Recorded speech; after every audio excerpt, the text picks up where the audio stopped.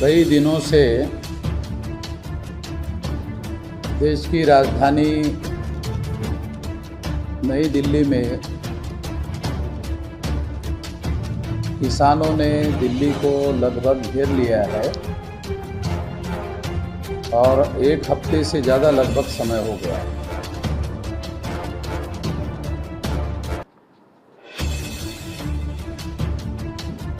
तो इस आंदोलन में जब किसान पंजाब से निकलकर दिल्ली की तरफ आ रहे थे तो हरियाणा सरकार के द्वारा उन लोगों को रोकने के लिए जो आंसू गैस छोड़े गए, ठंडी का इतना प्रकोप होने के बावजूद भी पानी के फव्वारे उनके ऊपर छोड़े गए और इस फव्वारे की वजह से एक किसान फव्वारे की वजह से वहाँ गिर गया। उसको हॉस्पिटलाइज करने के बाद में पता चला उसका मृत्यु हो गया। तो ये हरियाणा सरकार ने जो पानी के फव्वारे इतने तारे ठंडी के दिनों में मारने की वजह से ये जो अनकॉन्स्टिट्यूशनल इलीगल ये जो कार्रवाई की गई है, सबसे पहले तो मैं इसका धिक्कार करता हूँ और जहाँ पर ये घटना घटित हुई है उसके लिए वहाँ हरियाणा सरकार पर और वहाँ उन अधिकारियों पर इसके ऊपर 302 का मुकदमा किया जाए। ये इस मौके पर मेरी मांग है। दूसरी बात यह है कि केंद्र सरकार के द्वारा ये कहा जा रहा है ये आंदोलन तो केवल हरियाणा और पंजाब के लोगों का है और हरियाणा के मुख्यमंत्री कह रहे हैं नहीं ये तो केवल पंजाब के लोगों का है। केंद्र सरकार कम से कम ये कह रही कि नहीं हरियाणा और पंजाब का है, मगर हरियाणा का मुख्यमंत्री कह रहा है कि हरियाणा के तो किसान इसमें शामिल ही नहीं है। तो ये केवल हरियाणा और पंजाब के लोगों का आंदोलन है, भारत भर के किसान इस कानून से खुश है। तो ये आंदोलन किसानों का हरियाणा और पंजाब के किसानों का केवल आंदोलन नहीं है, ये देशव्यापी आंदोलन है और ये देशव्यापी आंदोलन है। सारे देश के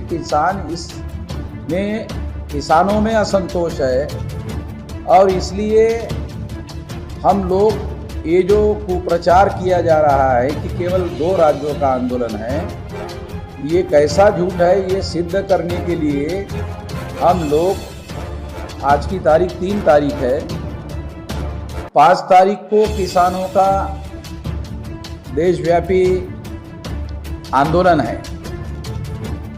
उस आंदोलन को भी हमारा समर्थन है और ये समर्थन केवल मात्र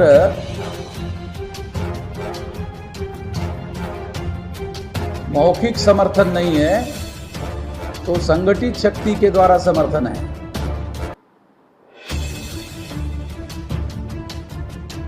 और 6 तारीख को हमारे लोग हमारे अपने बाम से भारत मुक्ति मोर्चा, बहुजन क्रांति मोर्चा और राष्ट्रीय किसान मोर्चा के द्वारा सारे देश भर में जो हमारा संगठित आंदोलन चल रहा है, इस आंदोलन के द्वारा ये सिद्ध करने के लिए कि सारे देश के किसान के मन में असंतोष है, ये हम लोग जिलाधिकारी को निवेदन देंगे कि ये झूठा प्रोपेगेंडा है कि केवल मात्र 2 ही राज्यों का आंदोलन है, बाकी देश के किसानों का कोई आंदोलन नहीं है। तो ये हम लोग 6 तारीख को ऐसा करेंगे, 5 तारीख को ये आंदोलन होगा। तीसरी बात ये है कि किसान लोगों का ये कहना है कि ये सारे कानून वापस लिए जाए और सरकार का ये कहना है कि किसानों का मिसअंडरस्टैंडिंग हो गया है, तो हम किसानों को वार्ता करके समझाएंगे कि कानून कैसे तुम्हारे फेवर में। वो पीछे लेने के लिए बोल रहे हैं और वो उनको बोल रहे हैं कि ये समझाने के लिए मीटिंग बुला। तो ये जो केंद्र सरकार के द्वारा गुमराह करने का जो कार्यक्रम चल रहा है, हम इसके विरोध में हैं। कानून बनाने के पहले किसानों के संगठनों से कोई वार्ता नहीं की गई, चर्चा नहीं की गई।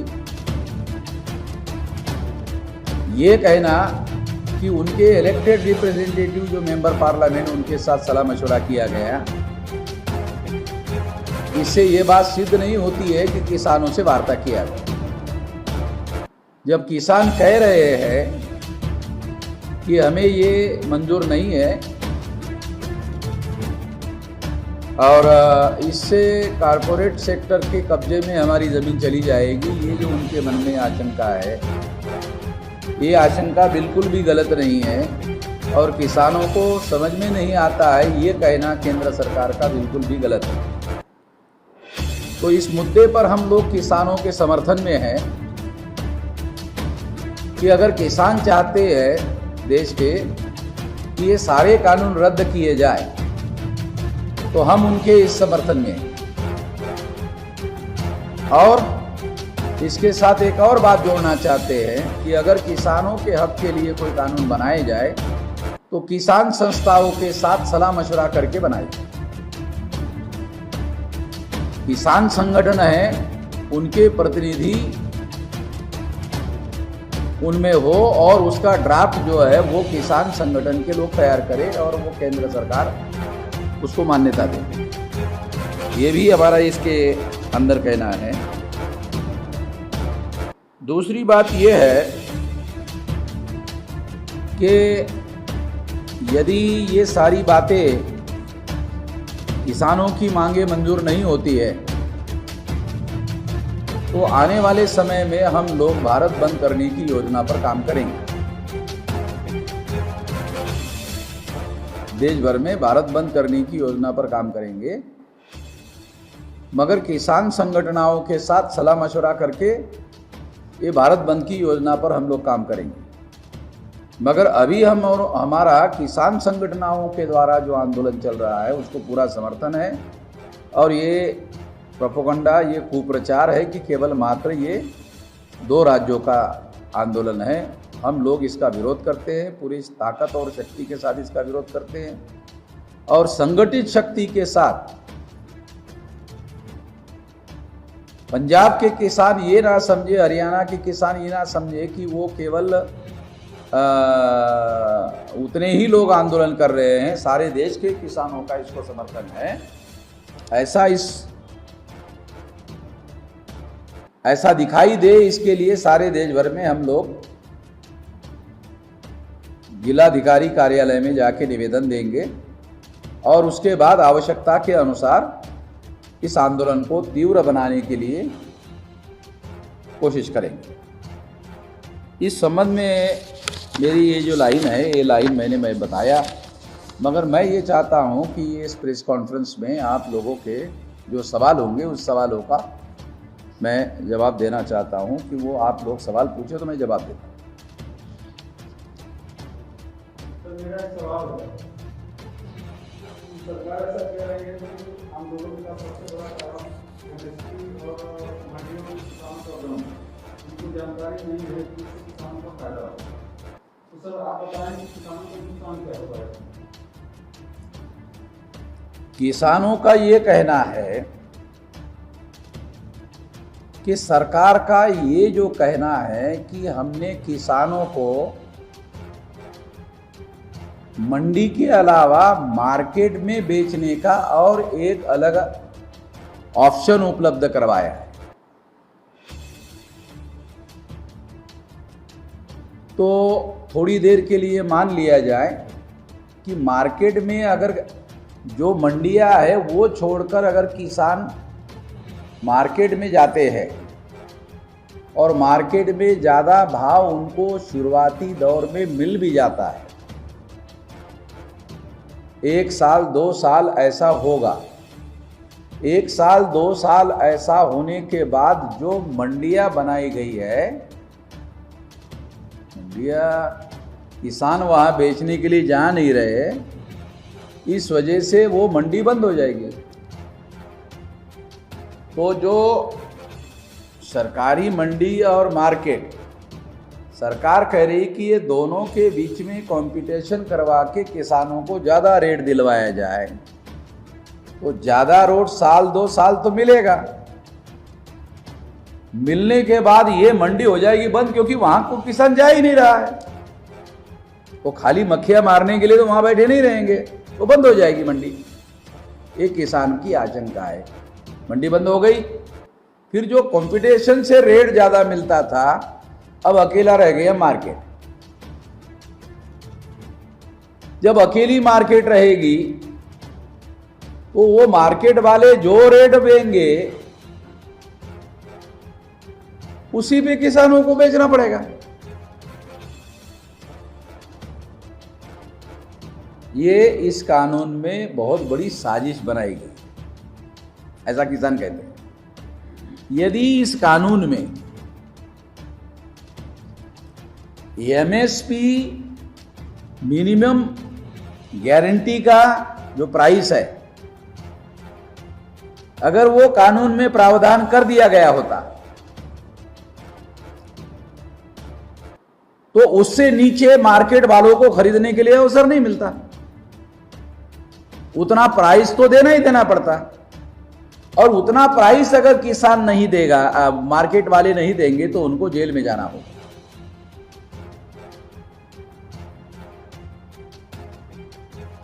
अगर ये कानून में प्रावधान होता, फिर तो मंडी अगर बंद भी हो गई तो किसानों का नुकसान नहीं होता, मगर इससे किसान के लूटने का दिखने के लिए जो कानून दिखाई दे रहा है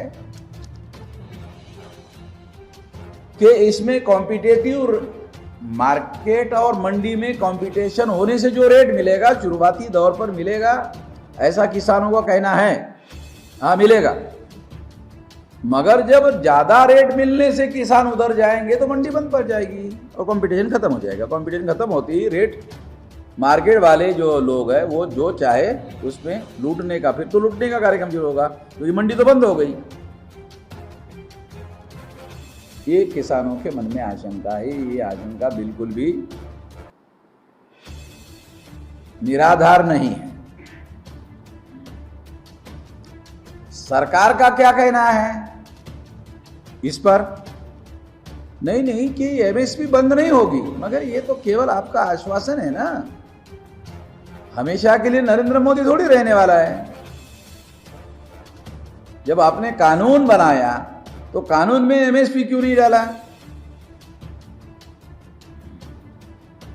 आप किसानों का भला ही चाहते हैं ना, तो भला चाहने वाला कानून जो है एमएसपी, उसमें कानून के अंदर क्यों नहीं डाला?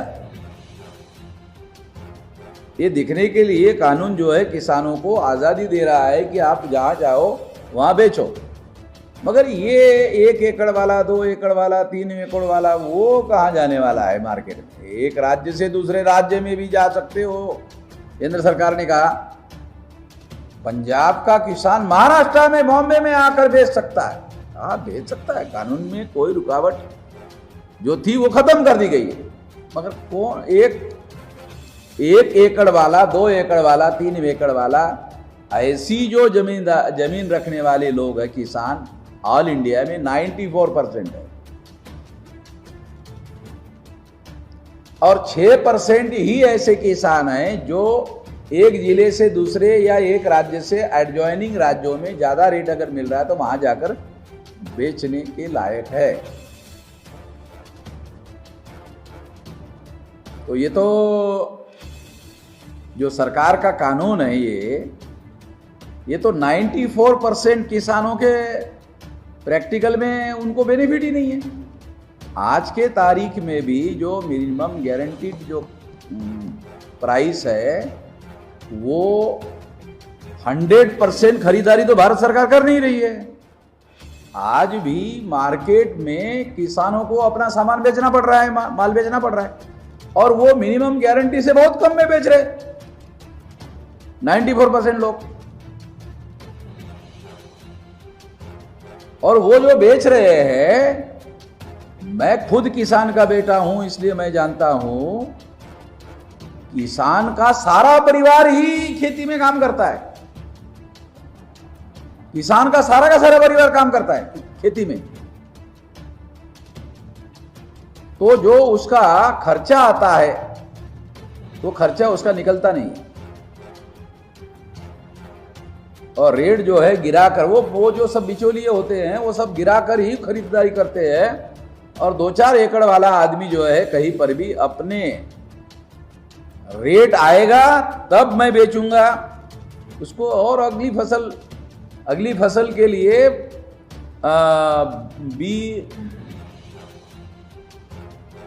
बीज जो है खरीदने होते हैं।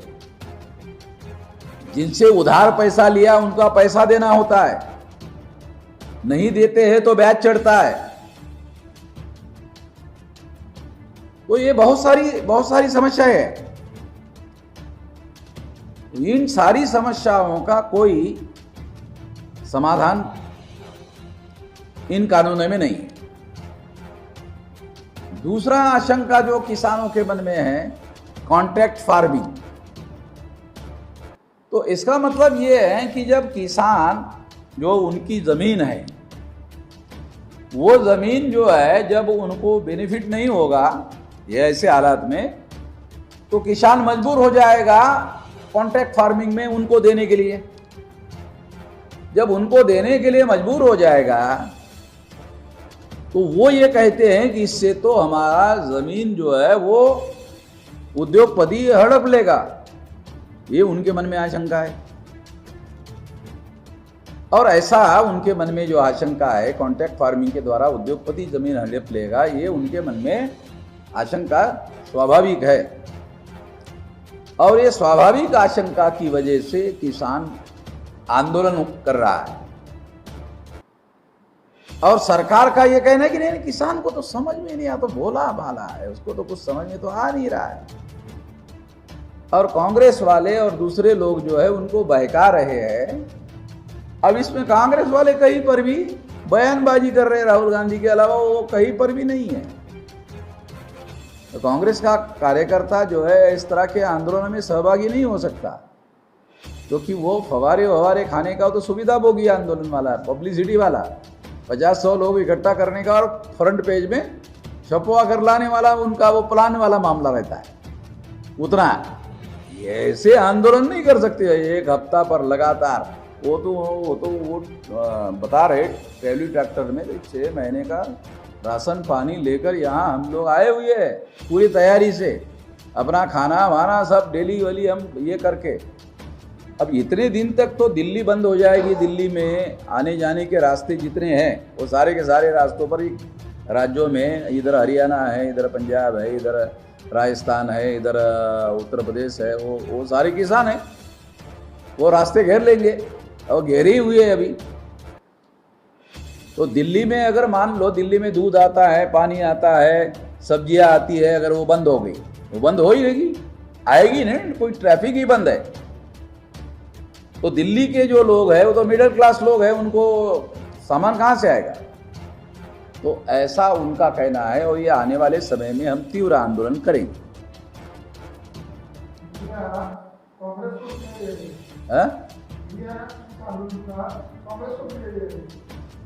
मीडिया कांग्रेस को श्रेय दे रही है, तो ये सारा इस देश में जो द्विज राजनीति है,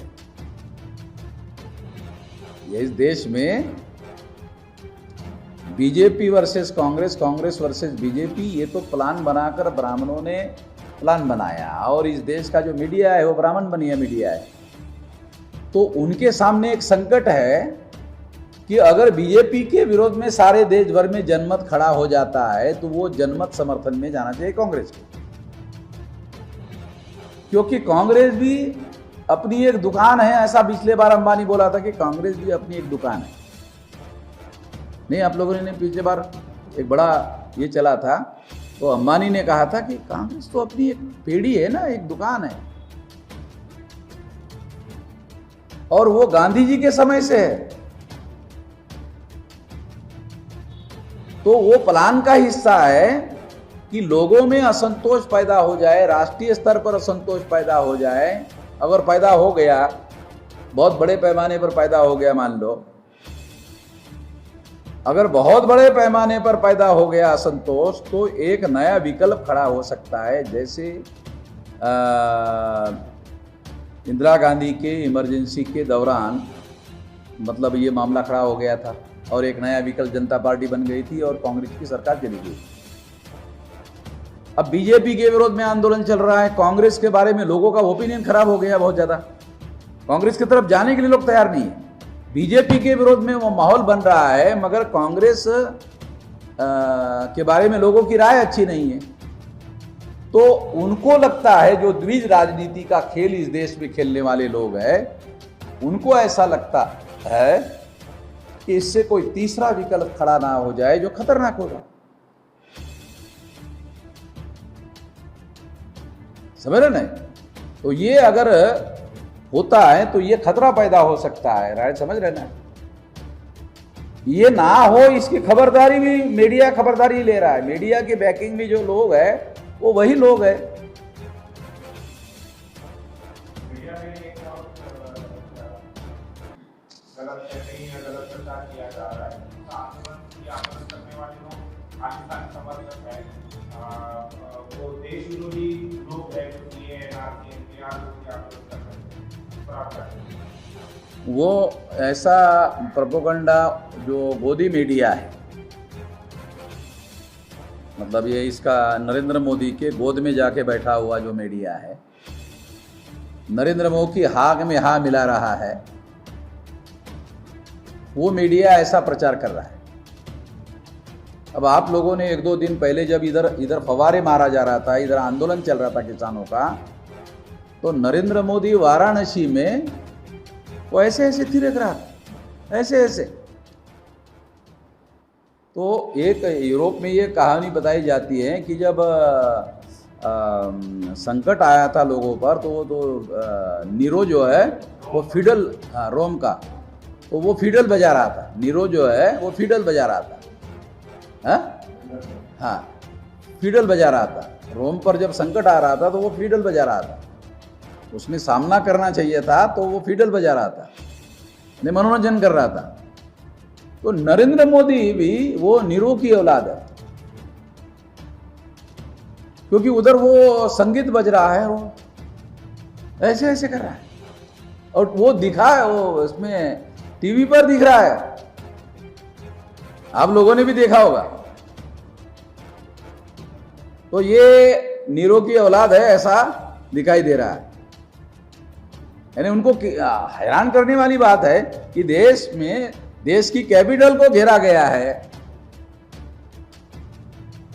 देश के प्रधानमंत्री को पहले नंबर की चिंता करनी चाहिए।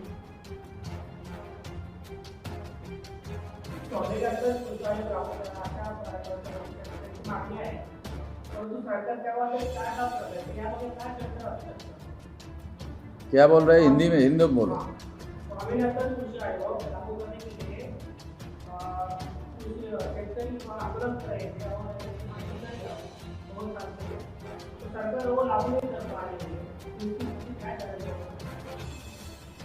स्वामीनाथन का क्या कहना है कि जो प्राइस, जो खर्चा किसानों को फसल निकालने के लिए आता है, उसका 1.5 गुना किसानों को दिया जाए। किसानों को सब्सिडी देने की जरूरत नहीं, किसी भी चीज में सब्सिडी देने की जरूरत नहीं है, बिजली में देने की जरूरत नहीं है, और अलग अलग तरह की जो सब्सिडी दी जाती है, किसी भी तरह की सब्सिडी देने की जरूरत नहीं है। किसानों का जो फसल निकल रहा है उसका 1.5 गुना उसको रेट दे दो। 1.5 गुना रेट देने के बाद वो मतलब 1 रुपया अगर उसका खर्चा आ गया, 1.5 रुपया उसको मिल गया। 1 लाख रुपया उसका खर्चा आ गया, 1.5 लाख रुपए उसको मिल गया, तो 50,000 रुपये आ गया ना उसके पास में। तो 50,000 रुपया आ गया 1 एकड़ पर, मान लो 1.5 लाख आ गया, 10 इस पर आ गया है 15 लाख आ गया, तो 5 लाख रुपये उसके पास इनकम हो गया। तो वो बिजली का बिल भी देने के लिए अपने लेवल पर तैयार है, उसको और भी कोई सब्सिडी देने की ज़रूरत नहीं है, उसके पास पैसा आ गया। तो ऐसा पैसा आने की वजह से क्या होगा, वो जो जिनके पास पैसा आ जाएगा वो इंडिपेंडेंट हो जाएगा, आज़ाद हो जाएगा, और आज़ाद हो जाएगा। उसके पास अगर हर साल 10-20 साल का 5-5 लाख के हिसाब से तो 20-25 लाख 50 लाख रुपए उसके बाद जमा हो जाएगा। फिर वो बोलेगा ना, मैं किसानी जिंदगी भर रहूं क्या, मैं एमएलए नहीं बन सकता। तो राजनीति में दखल अंदाजी करने का कोशिश करेगा, तो राजनीतिक दखल अंदाजी, क्योंकि ये बहुसंख्यक है गांव में। आपको याद होगा जब कांग्रेस आज़ादी मिलने के बाद जब कांग्रेस ने चुनाव निशान बनाया, तो चुनाव निशान जो है किसानों के वोट हासिल करने के लिए, संगठन ब्राह्मणों का। जवाहरलाल नेहरू का बाप दादा कभी किसान नहीं था, मगर वो कांग्रेस पार्टी का जो चुनाव निशान था वो बैल जोड़ी था। याद है आपको? मामा मुझे याद है, क्योंकि हम लोग बचपन में जो है ना बैल जोड़ी था। तो कांग्रेस में संगठन कांग्रेस और विवाद हो गया, तो वो विवाद होने से वो ये हो गया। तो फिर इसके बावजूद भी वो किसानों से रिलेटेड ही मामला आ गया। गाय वासरू, गाय बछड़ा, वो भी किसानों के साथ रिलेटेड, ठीक है। और दूसरे जैसे चौधरी चरण सिंह है और दूसरे बहुत सारे लोग हैं। महाराष्ट्र में जो किसान मजदूर पार्टी थी, शेतकरी पार्टी थी, उन्होंने भी किसानों की बैलजोड़ी वाला ही वो खटारा उनका चुनाव निशान था। चौधरी चरण सिंह का जो है कंधे पर किसान ने हल उठाया हुआ है, वो हलदारी किसान है। तो किसानों के जो चुनाव निशान बनाए गए थे, वो किसानों के वोट के आधार पर चुनाव जीता जा सकता है, इसके आधार पर। अब ये जो है, इससे उनको ऐसा डर लगता है कि अगर ये बहुसंख्यक समाज है, समाज गांव में ये ऐसा समाज है कि जिनके खेती पर काम करने के लिए मजदूर है, तो वो अपने खेती पर मजदूर लोगों को काम देते हैं, तो वो उनके भी वोट हासिल कर सकते हैं। तो इससे तो देश के राजनीति में इनकी दखल अंदाजी बहुत ज़्यादा बढ़ जाएगी और कब्जा हो जाएगा। तो स्वामीनाथन लागू नहीं हो रहा है, उसके पीछे राजनीति का बहुत दूर का खेल है। और भारत की राजनीति चलाने वाला जो द्विज वर्ग है, ब्राह्मण वर्ग है, वो ये सोचता है कि हमारे नियंत्रण में रहे ये सारी राजनीति, अगर हमारे नियंत्रण में रहे तो वो किसानों को डिपेंडेंट रखता है। उसकी सारी पॉलिसियां जो है डिपेंडेंट रखने की है। भारत को आत्मनिर्भर बनाना है नरेंद्र मोदी को, किसान आत्मनिर्भर नहीं होना चाहिए। किसान आत्मनिर्भर होगा, अभी जैसे नरेंद्र मोदी, ये भी कोई किसान का बेटा तो है नहीं। तो इस तरह से ये सारा खेल है, उसके पीछे योजना है, और इस वजह से ऐसा हो रहा है।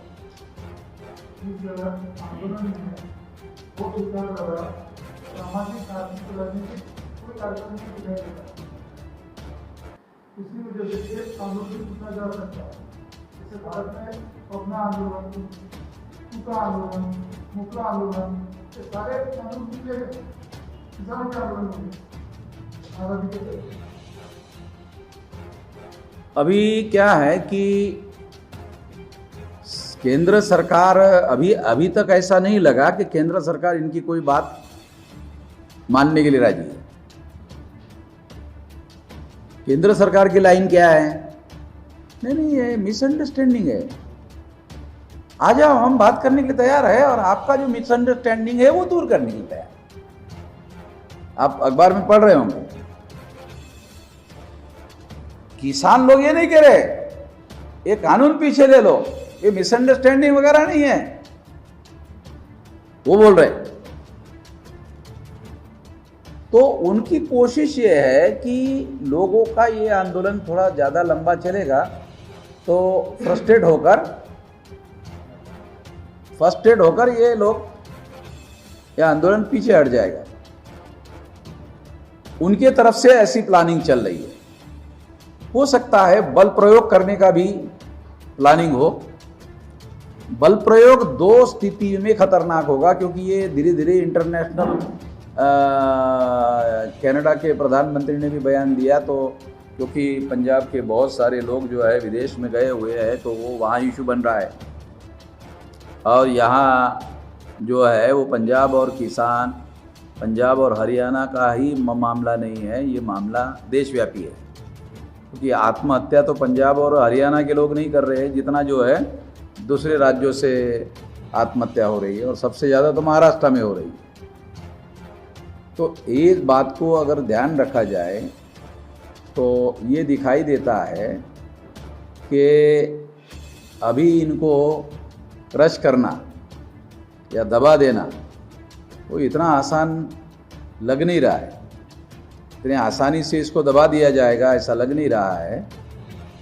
तो केंद्र सरकार ऐसा कर लेगी, क्रश कर लेगी, जैसा अंग्रेज़ों के समय में हुआ।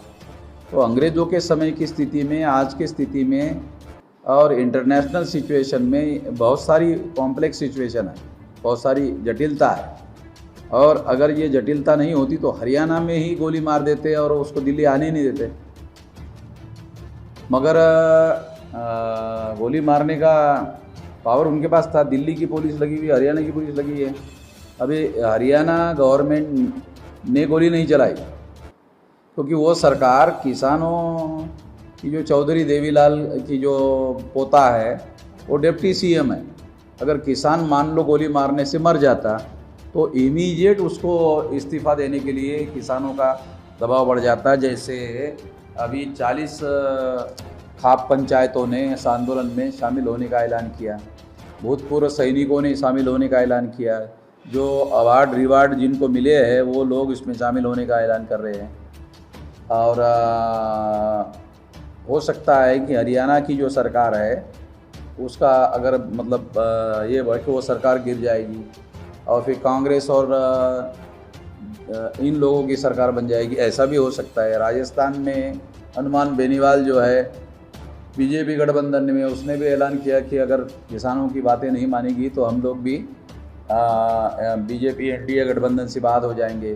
तो परिस्थितियाँ जटिल है। और 2021 में पंजाब में चुनाव है।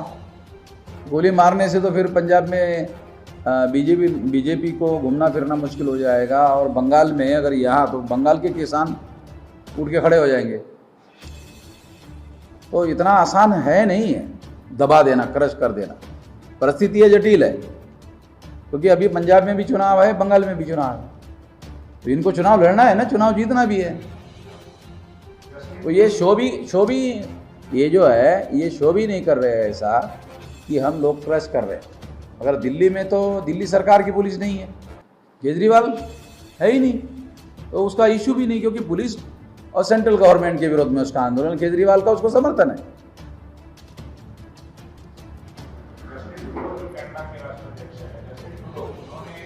जस्टिन ट्रूडो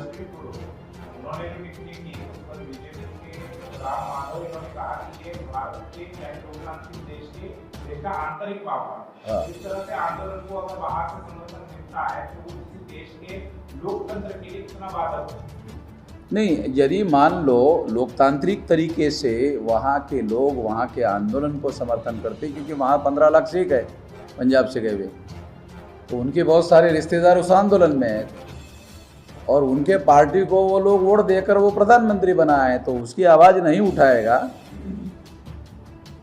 तो उसने उसकी आवाज़ उठाया। तो वो कोई आंतरिक बात में हस्तक्षेप कर रहा है ऐसा लग नहीं रहा है। क्योंकि वो एक मर्यादा में वो बयान दिया है। किसानों के आंदोलन का जो न्यायपूर्ण आंदोलन है उसका केवल समर्थन कर रहा है, उसके अलावा उसने कुछ नहीं किया, ये बयान दिया है।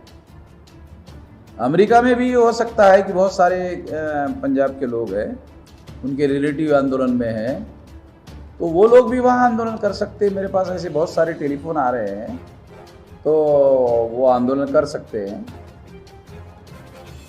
वो अगर अमेरिका के कानून के दायरे में रहकर अगर वो कोई प्रोटेस्ट करते हैं तो इसके लिए तो कोई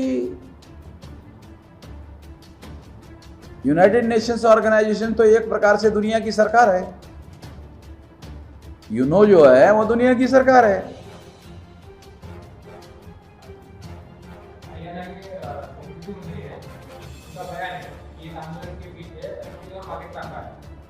पाकिस्तान का हाथ है, जिस हिसाब से देश को अस्थिर बनाने के लिए किसानों का सहारा ले रही है, इस आंदोलन को आपका भी समर्थन है, तो इस पर आप क्या?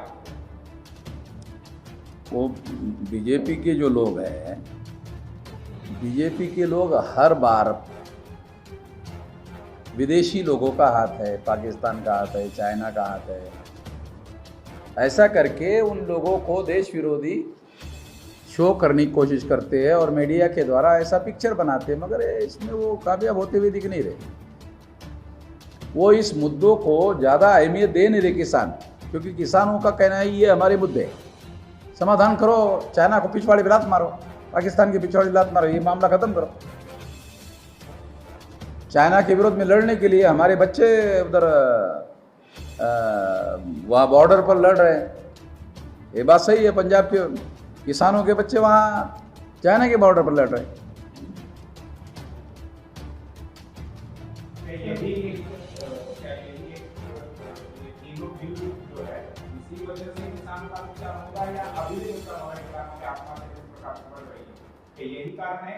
तो मैंने पहले भी बताया कि ये जो बिचौलियों का जो सिस्टम है, उस मान लो ये कानून के पहले एमएसपी का सिस्टम जो सरकार खरीदारी करती थी वो तो 6% खरीदारी करती थी ना।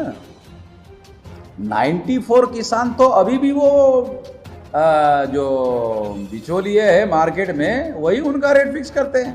मैं खुद मेरे बाप के साथ गाड़ी में बैठकर कारंजा के मार्केट में जाता था, देखता था, तो वो साले वही डिसाइड करते थे। ये किसानों के मुद्दों पर विपक्ष कितना गंभीर दिखाई देता है? हाँ, विपक्ष कितना गंभीर है? तो कांग्रेस ने आज तक राज किया है, तो कल परसों आए हुए लोग हैं। कांग्रेस ने तो ये नहीं दिया। ज्योतिराव फुले क्या कहा करते थे, शेठजी और भट्टजी किसानों के दो दुश्मन हैं। अगर आप ज्योतिराव फुले का लिटरेचर पढ़ो तो शेठजी और भट्टजी, तो शेठजी का मतलब है व्यापारी बनिया है, और भट्टजी का मतलब है ब्राह्मण। तो किसानों ने ज्योतिराव फुले ने जो कहा उसके विरोध में भट्टजी यानी जवाहरलाल का समर्थन किया, बनिया यानी गांधी का समर्थन किया। और जब वो सरकार में आए सेठ जी और भट्ट जी, तो किसानों के पिछवाड़े पर उन्होंने लात मारा। तो ये तो ज्योतिराव फुले ने जो कहा था तो सही है, नहीं? उन्होंने इस व्यवस्था में कोई बदलाव तो किया नहीं।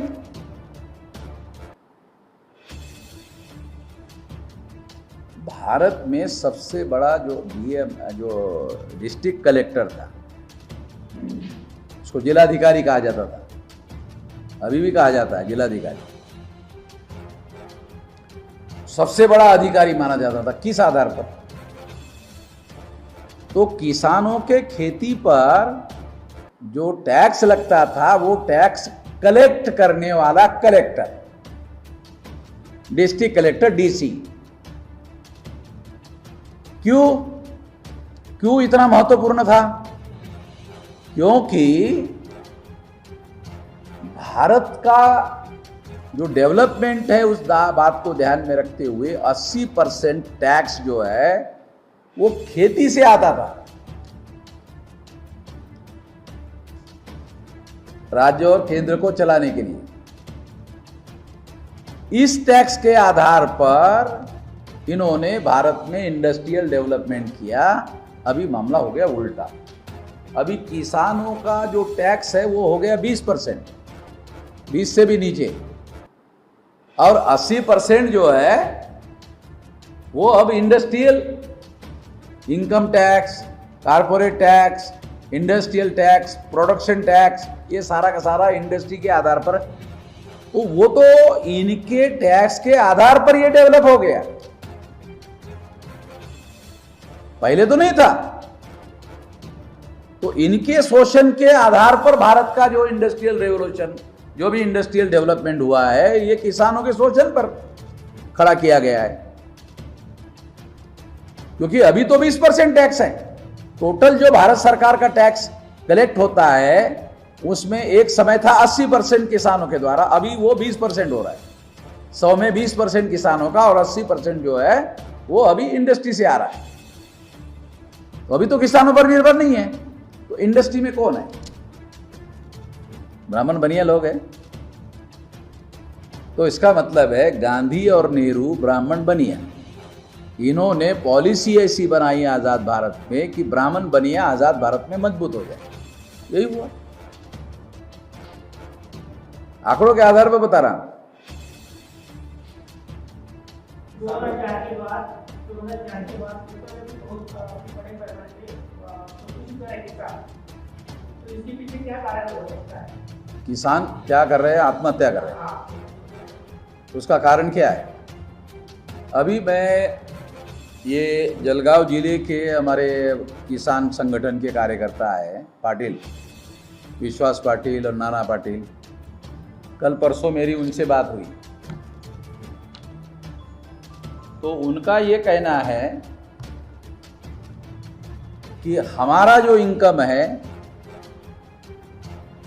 वो इनकम सर्टिफिकेट, हमको किसानों को इनकम सर्टिफिकेट, बच्चों को पढ़ाना है कॉलेज में, इधर तो इनकम सर्टिफिकेट मांगते हैं। तो हम लोगों ने लड़ाई लड़ी और लड़ाई लड़कर जो इनकम टैक्स का सर्टिफिकेट वो देते थे, तो हमने भारत में पहली बार, नाना पाटिल और विश्वास पाटिल ऐसा कह रहे कि हम माइनस, किसानों का माइनस इनकम सर्टिफिकेट हमने लिया और तहसीलदार ने हमें लिख कर दिया कि किसानों का जो इनकम है वो माइनस 1,91,94,000 माइनस, इतना इनकम है इनका। ऐसा सर्टिफिकेट तहसीलदार से लिख कर लिया। मैंने कहा ये तो भयंकर बात है। तो जो आप कह रहे हैं कि अगर ये माइनस इनकम है, तो तहसीलदार ने पूछा भी खाते पीते हो, कपड़े लत्ते कैसे करते हो? तो वो सारा कर्जा लेकर करते हैं, फिर अगली बार पढ़ते, फिर कर ले लेते हैं। तो इसी दौरान जब कभी कभी खेती का अर्थशास्त्र जब बिगड़ जाता है तो वो आत्महत्या करने के अलावा विकल्प नहीं रहता। तो जो खेती किसानी जो है वो लॉस का धंधा है, मगर चूंकि रोटी रोजी उसी के साथ जुड़ी है इसलिए वो छोड़ नहीं सकता। ये मामला है। मान लो एक आध साल जो है बरसात नहीं आई, हो गया, अर्थशास्त्र बिगड़ गया, क्योंकि वो फसल निकलेगी तो फिर बेचकर उसका पैसा देंगे, फिर पैसा देने के बाद फिर ले लेंगे, ऐसा चक्र चलाते हैं ना। मगर फसल चली गई, बरसात खत्म हो गई, बरसात नहीं आई, हो गया, अर्थचक्र बिगड़ गया। वो अर्थचक्र का जो बैलेंस बिगड़ने के बाद वो, और किसान जो है वो मेहनत करके खाने वाला आदमी है, तो वो स्वाभिमानी होता है। अगर उसके घर में बैंक वाला, पुलिस वाला कर्जा वसूली करने के लिए आए तो वो अपनी बहुत बेइज्जती मानता है, गांव में बहुत बेइज्जती मानते लोग। अगर कोई उसके ढोर डंगर को नीलामी कर रहा है तो किसान मेहनत करके पैसा कमा कर खाने वाला आदमी होने की वजह से वो स्वाभिमानी है, तो उनको बहुत ज़्यादा बुरा लगता है। तो वो जो आदमी है वो फिर सुसाइड कर लेगा, मेरा जो जानकारी है।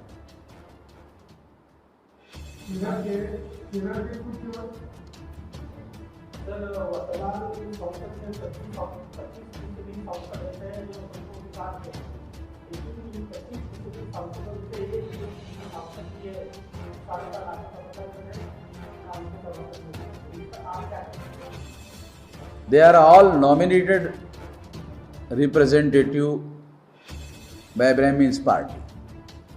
वो सारे के सारे नॉमिनेटेड रिप्रेजेंटेटिव है, कांग्रेस ब्राह्मणों की पार्टी, बीजेपी ब्राह्मणों की पार्टी, और इन पार्टियों के है वो मेंबर, और उन्होंने उनको टिकट दिया, उसके बाद वो जीत कर आए, तो वो उनके नॉमिनेटेड लोग हैं, उनके विरोध में बोलने की उनकी कोई औकात नहीं है, हिम्मत नहीं है, नॉमिनेटेड मेंबर है।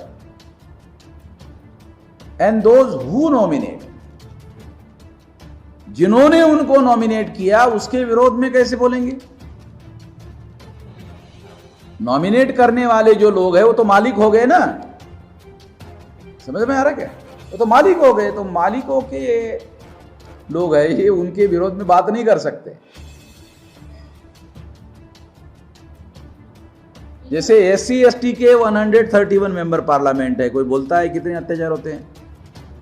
बोलता है? कोई नहीं बोलता है, वो भी नॉमिनेटेड रिप्रेजेंटेटिव है। हाँ,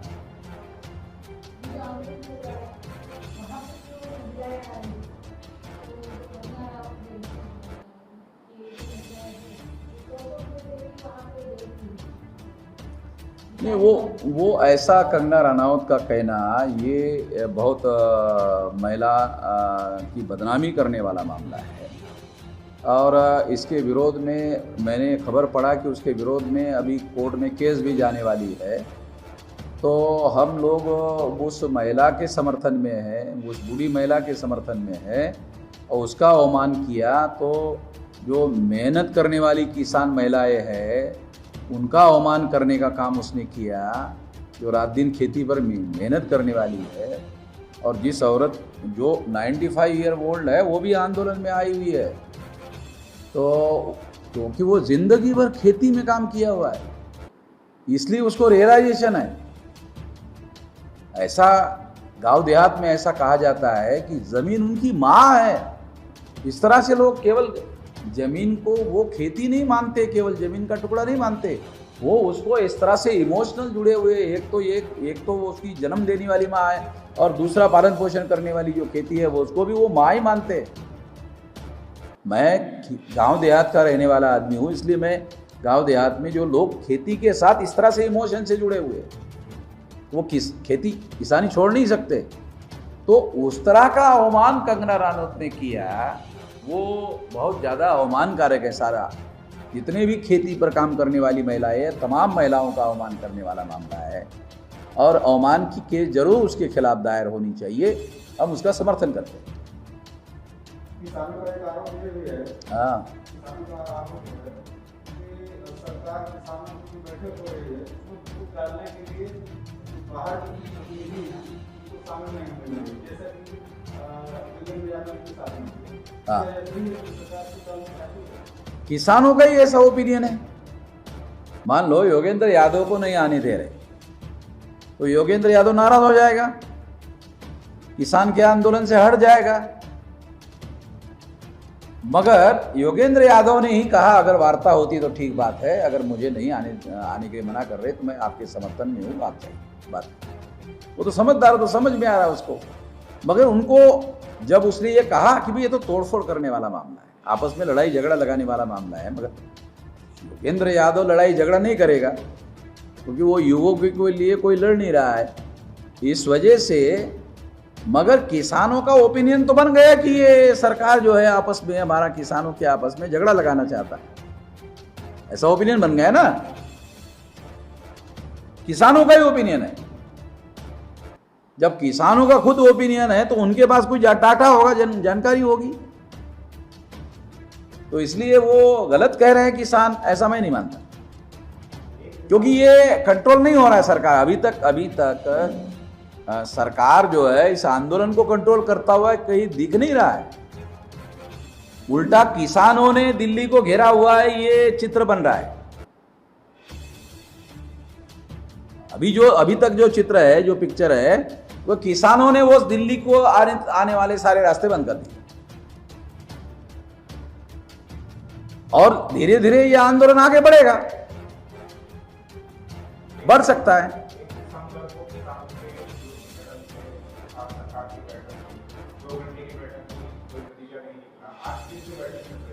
हाँ। क्या इस प्रकार से बैठकों से ये मामला सुलझेगा या सरकार को खुद होकर उस पर कुछ तय करना है?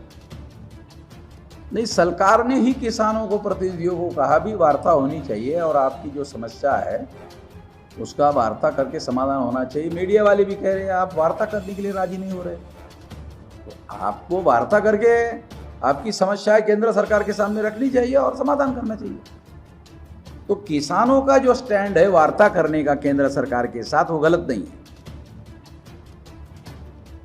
वो वार्ता करना चाहिए, अपनी बात सरकार को कहनी चाहिए। सरकार नहीं मानती है तो अपना आंदोलन स्टेप बाय स्टेप आगे बढ़ाना चाहिए। ये तो प्रूव हो गया कि किसान संगठनों के साथ और किसानों के साथ वार्ता करके ये कानून नहीं बनाया गया। अगर ये कानून किसानों के साथ वार्ता करके बनाया गया होता तो फिर किसान रास्ते पर आते ही नहीं।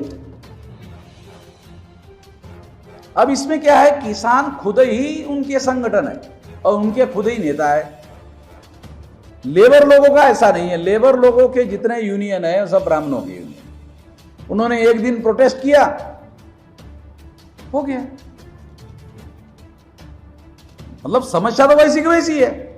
27 कानून रद्द कर दिए लेबर लॉज। केंद्र सरकार ने 27 कानून रद्द कर दिए। ये जो 27 कानून रद्द कर दिए ये लेबर लोगों के फेवर में थे, और एक दिन का प्रोटेस्ट करके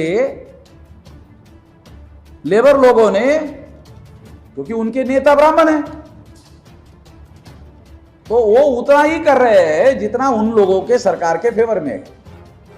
और वो ये शो कर रहे हैं कि देखो भाई आपका आंदोलन दम चला रहे। और लेबर लोगों को राजनीति समझ में नहीं आती है तो उनको क्या लगता है, आगे लड़ रहे हैं, अब सरकार नहीं मान रही, क्या करे। जो यूनियन चलाने वाले लोग हैं लेबर लोगों के, वो सरकार को क्या कह रहे हैं, आपको जो करना है करो, हमको जो करना है हम करते हैं, आप अपना चलाओ हम अपना चलाते, एक दिन के लिए, बाकी तो तुम्हारा ही दिन तुम्हारा ही चलाना है। अगर ऐसा नहीं चलाएंगे तो ये लेबर छोड़कर वामन मेश्राम के साथ चले जाएंगे, फिर तो बहुत बड़ा संकट खड़ा हो जाएगा। अगर लेबर लोगों की लड़ाई हम नहीं लड़ेंगे तो ये तीसरा ठौर देखेंगे ना, कोई और रास्ता निकालेंगे, कोई और संगठन, कोई और आंदोलन स्वीकार कर लेंगे, और वो जो आंदोलन होगा वो उन्हीं लोगों के लेबर, उन्हीं लोगों के नेता। फिर तो वो आंदोलन ऐसा नहीं करेंगे एक दिन करके छोड़ दिया। अगर सरकार राजी होती है किसानों की बात करने के लिए, राजी नहीं, बाकायदा एक बार बात हो गई, दूसरी बार आज बात है, दूसरी बार बात हो रही, वार्ता हो रही ना। समस्या का सेंट्रल गवर्नमेंट बोल रही है आपका मिसअंडरस्टैंडिंग है, ये बोल रहे नहीं ये कानून पीछे ले लो, मिसअंडरस्टैंडिंग वगैरह कुछ नहीं। क्या एमएसपी को कानून का हिस्सा बनाया सरकार? हाँ, कानून का हिस्सा बनाएगी? अभी मैं तो कोई सरकार हूँ नहीं, मैं सरकार का प्रतिनिधि भी नहीं हूँ, सरकार की तरफ से बोल नहीं सकता। अभी तो किसान बोल रहे हैं, अभी एमएसपी का भी मामला नहीं है हमारा ये कई मामला है, पीछे ले लो। पहले वो कुछ लोग जो है वो एमएसपी की बात करते थे, अभी तो बोले नहीं ये सारा पीछे ले लो, और किसानों के साथ सलाह मशवरा करके नए कानून बनाओ। क्या ये कानून नई आर्थिक को मजबूत करने के हाँ, उसके लिए है। कारपोरेट फार्मिंग जो है, अभी समस्या क्या है, मान लो बहुत बड़ा धन पैदा हो रहा है वो कारपोरेट सेक्टर के पास, वो धन इन्वेस्ट कहाँ करे, कहाँ इन्वेस्ट करे है? तो इन्वेस्ट करने के लिए अलग अलग एरिया ओपन करना पड़ेगा ना। अभी रेल ओपन कर रहे हैं, कई किस्म के जो गवर्नमेंट सेक्टर है, पब्लिक अंडरटेकिंग सेक्टर है, उसको प्राइवेटाइज कर रहे हैं, तो वो उनके पास धन जमा हो रहा है और वो धन इन्वेस्ट करने के लिए फिर उनके लिए अलग अलग ओपन कर रहे हैं। तो ये किसानों का जो सेक्टर है ये पूरी तरह से किसानों के ही नियंत्रण में है। एकमात्र खेती एक ऐसा क्षेत्र है जो यहाँ के मूल निवासी जो लोग हैं उन लोगों के नियंत्रण में, इनमें उनका अभी कोई कब्जा है नहीं, और सारे देश भर में कारपोरेट फार्मिंग जब होगी, कॉन्ट्रैक्ट फार्मिंग होगी, तब ये सारा का सारा मामला उल्टा हो जाएगा। फिर इन लोगों को मजदूर के तौर पर उसमें रख लेंगे और फिर वो मालिकाना हक चेंज हो जाएगा। यही तो आशंका है ना किसानों के मन में। आप एक किसान कर्मचारियों का संगठन चलाते हैं, आप किसान आंदोलन की तरफ क्या कर्मचारियों को मांग नहीं, लगातार देश में जन विरोधी फैसले हो रहे हैं और ये जन विरोधी फैसले मजदूर के विरोध में भी हो रहे हैं, किसान के भी विरोध में हो रहे हैं, SC ST OBC के भी विरोध में हो रहे हैं, माइनॉरिटी के भी विरोध में हो रहे हैं और लगभग इन टोटलिटी में जन विरोधी फैसले हो रहे हैं। जन विरोधी फैसले हो रहे हैं तो सरकार जन विरोधी फैसले कर रही, इसलिए सारे देश भर में असंतोष फैल रहा है। ये मेरा ओवरऑल इसके तरफ देखने का नजरिया है। और सरकार को क्या ये बात समझ में नहीं आती जो मुझे समझ में आती है? सरकार को भी समझ में आती है, मगर सरकार ऐसा सोचती है जब EVM हमारे पास है, हमको EVM के आधार पर चुनाव जीतना है, तो हमें न मजदूरों की चिंता करने की ज़रूरत है, न किसानों की चिंता करने की ज़रूरत है, न माइनॉरिटी की चिंता करने की ज़रूरत है, न SC ST OBC की चिंता करने की ज़रूरत है, न OBC के जाति आधारित गिनती की समस्या का समाधान करना जरूरी है। किसी भी समस्या का हम समाधान नहीं करेंगे, हम लोगों के विरोध में कानून बनाएंगे। इसके बावजूद भी लोग हमको वोट नहीं देंगे, इसकी वजह से लोग हमें वोट नहीं देंगे, मगर हम लोग जो है मीडिया का और EVM का इस्तेमाल करते हुए हम चुनाव जीत लेंगे। अब बिहार में सेंट्रल गवर्नमेंट ने, बीजेपी ने जो प्लान बनाया वैसे वैसे किया।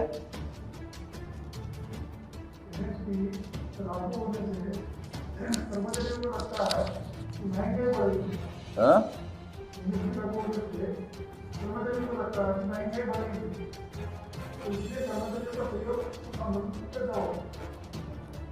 नहीं, अगर मान लो महंगाई बढ़ती है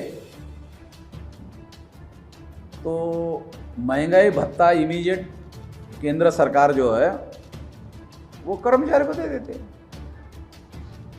वो तो डिसाइडेड है। कर्मचारियों का कोई नुकसान होने का मुद्दा ही नहीं है। जैसे ही महंगाई बढ़ती है उनको महंगाई भत्ता मिल जाता है। हाँ, इससे केंद्र सरकार के बजट पर प्रेशर बढ़ता है। जैसा कि आपने कहा, जो सांसद है वो पार्टी द्वारा नॉमिनेटेड है, इसलिए वो किसानों की बात नहीं कर रहे और ना ही किसानों की बात को सुन रहे। तो ये परिस्थिति हर क्षेत्र में, किसानों के बारे में, स्टूडेंट हो गए, कर्मचारी हो गए, हर क्षेत्र में। क्या ऐसे इस सिस्टम को चेंज करने के लिए आपकी बात कोई प्लान है? देखो, देशव्यापी आंदोलन करना, ये विकल्प खड़ा करने के लिए ही तो हम लोग खड़ा कर रहे हैं। देशव्यापी संगठन बनाया क्योंकि ये पूर्व शर्त है जन आंदोलन की। फिर उसको राष्ट्रव्यापी संगठन बनेगा, फिर राष्ट्रव्यापी आंदोलन होगा और फिर आंदोलन को जन आंदोलन में रूपांतरित कर दिया जाएगा, तो विकल्प खड़ा होगा। यही हुआ था ना अंग्रेजों के विरोध में गांधी जी ने किया था। इस तरीके से ही इस समस्या का समाधान होने वाला है। इसका कोई दूसरा समाधान है नहीं है। मान लो कल ये कानून पीछे ले लिए किसानों के, तो इससे सारे देश के किसानों की समस्या का समाधान हो जाएगा, ये होने वाला नहीं है। क्योंकि पहले से ही 94% किसान जो है मार्केट में ही अपना बेचते हैं और वो रेट गिराकर ही खरीदते हैं। वो जो बिचौलिए है वो रेट उनके हाथ में रेट है, और 4-5 लोग मिलकर ही रेट फिक्स कर लेते हैं, वो उतना ही रेट देते हैं, वो रेट डिसाइड कर देते हैं। अब दूसरी एक समस्या क्या है कि किसानों की जब फसल आती है तो एक किसान की थोड़ी आती है, करोड़ों किसानों के घर में फसल आती है, और वो सारी की सारी फसल जो है वो मार्केट में आती है एक पीरियड में, 8 दिन, 15 दिन, 1 महीने में वो सारी की सारी फसल आ जाएगी। और वो लाना ही पड़ता है क्योंकि वो बेचकर वो पैसा देना पड़ता है जिनका उधार लिया हुआ है, नहीं तो बेच चढ़ता है। किसान वो फसल अपने घर में नहीं रख सकता, ये मजबूरी है, वो मार्केट में लाएगा तो एक किसान थोड़ी लाएगा, वो सारा का सारा किसान फसल लाता है। तो जब अर्थशास्त्र का सिद्धांत है, जब मार्केट में सप्लाई ज्यादा होगा तो रेट जो है घट जाएगा। इसीलिए तो एमएसपी का मामला आया। तो एमएसपी तो 6% पर ही एमएसपी मार्केट पर लागू नहीं है, एमएसपी सरकार के लिए लागू है और सरकार लिमिटेड 5-6% खरीदती है। 94% किसान तो अभी भी मार्केट के भरोसे पर ही है, लूट तंत्र तो जारी है। असल में जो खेती में पैदा हुआ जो माल है वो कच्चा माल है। फॉर एग्जाम्पल मूंगफली, तेल निकालने वाली जो इंडस्ट्री है उसका कच्चा माल है ना। चावल की इंडस्ट्री है, तो धान निकलता है तो चावल के इंडस्ट्री में जाता है। तुअर निकलती है तो दाल के लिए, तो वो कच्चा माल है। जो इंडस्ट्री भारत में है उसका सारा कच्चा माल तो अभी कपड़े की मिल है, कपास है। तो खेती की जो भी फसल होती है वो उसके ऊपर तो कच्चा माल है ना, वो उसके पास जाता है, उद्योगपति के पास जाता है। मतलब एक किसान है और एक उद्योगपति है, इसके बीच में बिचौलिया है। अभी मार्केट में अगर मान लो 2 रुपये किलो, वो मार्केट वाला किसान से 2 रुपये किलो ले लेता है आलू, तो उधर 10 रुपये, 15 रुपये, 20 रुपये बेचता है। अभी 50 रुपये किलो बेच रहा है मार्केट में आलू, और इधर 10-20 रुपये से ज़्यादा रेट मिलता नहीं है। बहुत बार तो ऐसी टीवी पे खबरें आई है कि किसान को ट्रैक्टर में माल ले जाने के लिए जो खर्चा आ रहा है उतना पैसा नहीं निकल रहा है। हमारे चैनल को सब्सक्राइब करें और बेल आइकॉन भी दबा दें ताकि आने वाली वीडियो सबसे पहले आपको